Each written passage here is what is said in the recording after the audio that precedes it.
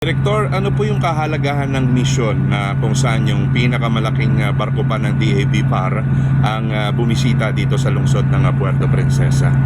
Yes, kasama dyan Fred, hindi lang ito bisita kundi itong multi-mission vessel ng BIPAR. Ito ang ating pinakamalaking barko.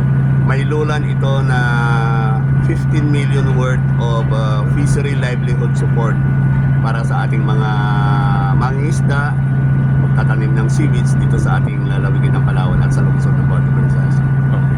So, ito po ay paano ipamamahagi sa itong mga livelihood supplies po na ito? Lilinawin natin po, ito po ay additional lang yearly regular program natin ito kasi ang seaweed po ay isa sa 5 priority commodities ng BIPAR. So, ito po ay karagdagan sa mga year in year out na naibigay na nating mga suporta. Gusto natin talagang palakasin ang seaweed dito sa ating lalawigan dahil yan po yung ating commodity strength. Katunayan na last year nga po or ngayon kasalukuyang tinatayo yung 4 na malalaking budiga ng seaweeds na kung saan ay ilalagak o i-store natin yung production ng ating mga nagtatanim ng seaweeds bago ibenta. Tinatayo ito sa Quezon, sa Cagayan Silio, sa Taytay, sa Casarojas. So itong mga farm implements na ito ay magagamit na karagdagan ng ating mga nagtatanim ng seaweeds para lalo pang tumaas ang production. Sir, kasi ayaw nating maging white elephant itong mga warehouse natin. Talagang pupunuin natin ng quality seaweeds po. Sir, anong mga particular farm equipments meron tayong dala-dala ngayon? Tama po, ito po yung kalimitan or talagang ginagamit sa pagtatanim ng seaweeds. Mga lubid po yan, mga 3 klaseng lubid. May pamundo, may parangbahayan, may tatalian. Then kasama na po yung tying straw, yung straw na pantali. Ito po yung soft twine na para tumatagal sa dagat, sa tubig at para maganda rin yung kapit doon sa seedling ng seaweeds. At karagdagan po dito, may floaters pa po dito na kulay orange yung plastic. Kasi dahan-dahan na rin natin pong ini-introduce yung ganito, lalo na alam natin yung Palawan ay tourism hub tayo, tourism area. Kuminsan po ay nakikita natin diyan mga basyon ng mineral water, basyon ng mga soft drink, kung ano-ano, mga scrap na styro.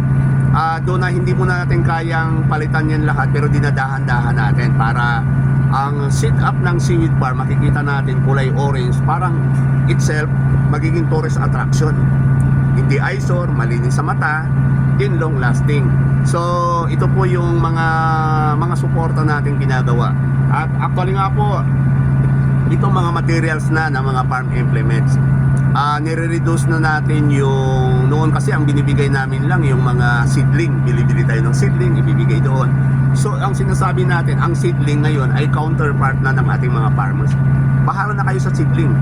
Itong mga farm implements na binibili natin, ito na yung ibibigay ng BIPAR.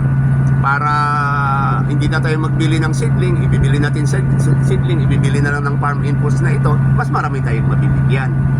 Saka yung isa pang strategy natin gagawin dito after po na ma-determine natin yung mga beneficiary by munisipyo, sabi ko nga, wala nang gagastusin dito ang BIPAR pag haul papuntang munisipyo. Kakausapin natin si mayor, yung municipal engineer, yung municipal agriculturist, bakas-bakas na tayo, yung kanilang truck maghakot dito, yung kanilang utility, para wala na tayong hire ng mga truck dalhin doon. Yang i-hire natin, ibili na naman natin ng seaweed farm implements, marami tayong mabibigyan. So ganun po yon. Then ano naman, libre ito sa ating mga seaweed farmer. Ano ang responsibilidad ng seaweed farmer? I-report nila yung kanilang production para po yun na lang ang ating konsuelo. Kasi po alalahanin natin, ang seaweed ay export commodity natin. Pangalawa po yan after tuna sa buong Pilipinas. So ibig sabihin, kung ang fishery product ini-export natin, ang kinititan yan ay dollar earner po ang seaweed. Kaya ganun na lang po ang suporta ng BIPAR para sa ating seaweed industry, sa mga seaweed farmer. Opo, kaya at the same time, ang seaweeds po ay nagsuserve din na parang nursery dyan sa ating mga farming areas. Makikita natin dyan, may nakakapit na mga itlog ng pusit, dyan ang mga maliliit na isda. Kaya talagang ang seaweed farming ay hindi lang livelihood, kundi nakakatulong sa atin din environmentally, ecologically, pati sa recruitment ng mga similya ng isda kasamang John Fred. Sir, mensahe nyo na lang sa ating po mga fisher folks at mga seaweed farmers sa buong lalawigan ng Palawan. Opo, ito po ay patungkulang sa seaweed, sa isang commodity na doon ang ating lakas, yung ating strength. Subalit marami pang suporta ang BIPAR sa ating mga mangingisda. Yung patuloy pa rin dyan ang suporta natin na mga konting lambat, konting bangka. Pero ito ay nire-rationalize natin. Ang isa pa rin serbisyo ng BIPAR yung sa law enforcement. Pakiusap natin, lalo na kung may mga kababayan pa rin tayo dyan na kumpanyo na doon sa ayo yung fishing, sa illegal, undocumented, unreported fishing. Iwasan na natin po yung paggamit ng cyanide, yung dynamite, yung mapinong lambat. So, yan po, yung para mapanatili natin yung kasaganaan ng ating karagatan. At the same time, ito nga po, ang seaweed farming ay form of aquaculture, yung pag-aalaga. So, at dito, diyan sa may Purok Sandiwa, sinusuportahan natin din yung mga nag-aalaga ng bangos. Yan po ay aquaculture. So, papalakasin natin yung ating fishery industry talaga. Susuportahan natin dito sa ating lalawigan ng Palawan at sa lungsod ng Puerto Princesa.